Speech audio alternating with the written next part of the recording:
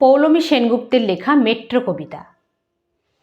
তোমার কথা ভাবতে গিয়ে পেরিয়ে গেছি চাঁদনি চক, পাতাল ফুঁড়ে চলেছে ট্রেন, হৃদয় খোঁড়ে নিজের নোখ। এক পশলা বৃষ্টি এসে বাড়িয়ে দিল তৃষ্ণা, যেই মেঘ ঘনালো পাতাল জুড়ে, ফেরার কোনো প্রশ্ন নেই। ট্রেনের আগে ছুটছে হাসি, ট্রেনের পিছে মন খারাপ, আটকে থাকা বাতাস বোঝে বাড়তে থাকা নিম্নচাপ।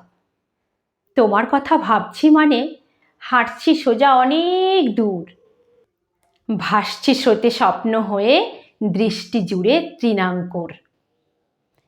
একটি চাঁদ, পক্ষ দুই, তিনের ঘরে বজ্রপাত, আগুন বাড়ে জোয়ার জলে, ভূমিও ফাটে তৎক্ষণাৎ।